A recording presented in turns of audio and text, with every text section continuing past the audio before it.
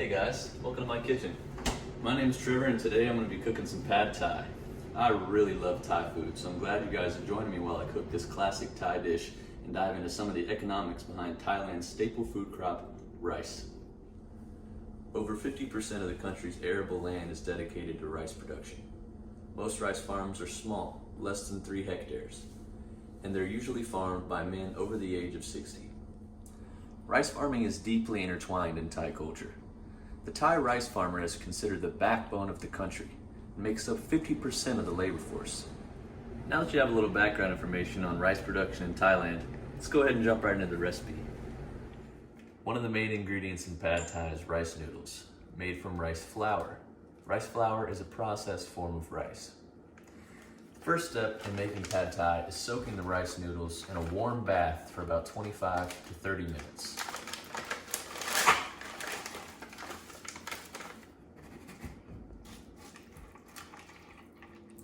While the noodles are soaking, we can go ahead and start preparing some of the other ingredients. Right here, I have about a half a cup of tofu, and we're going to want to cut this up into pieces that are just small enough to grab with our chopsticks. So we're gonna go ahead and cut these chives up into a couple inch pieces. Set those aside here. All right, so now that we got the chives chopped up, we have our 1/4-ish cup of peanuts crushed, not too fine. Our garlic chopped, not minced, because it's gonna go into some really hot oil and we don't want them to burn to a crisp. Now that we have those ingredients aside, we're gonna go ahead and start making our sauce here. So for the sauce, we want about 4 tablespoons of our fish sauce here. A little bit of the rice vinegar. We have our lime juice. So now we got all of our sour flavors in there. We're going to counteract that sour with some sugar. And now we want to spice it up, give it that spicy Thai flavor. I'm using sriracha, a couple tablespoons of that. Well, that might be a little much, let's add a little more. And then one more thing I forgot to add, a little bit of paprika. You can just add paprika if you really don't like spicy stuff, but Pad Thai is typically spicy, but the paprika adds a really nice red flavor, and I like to go ahead and add it even though I do use the sriracha. So normally when cooking Pad Thai, you would want a wok, but I don't have a wok or a cast iron skillet, so we're whipping it up in this big pan. Got some oil in there, hopefully it's hot enough. I'm gonna go ahead and toss in this garlic, get that going, sauteing that up a little bit, toss in the tofu, get these flavors start cooking together, like so. All right, so now that these have been cooking for just a second, I'm going to get some of this oil over here to this side and go ahead and crack our eggs.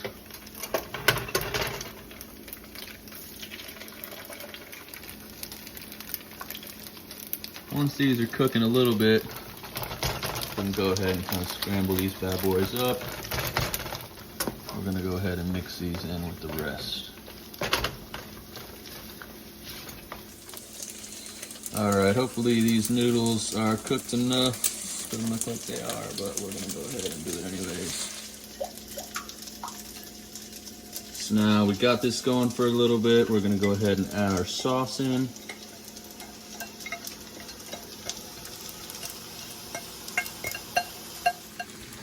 So what I'm gonna go ahead and do is spread out an even layer there. Grab some of my chives, dump them in the middle. Some peanuts, And then some bean sprouts.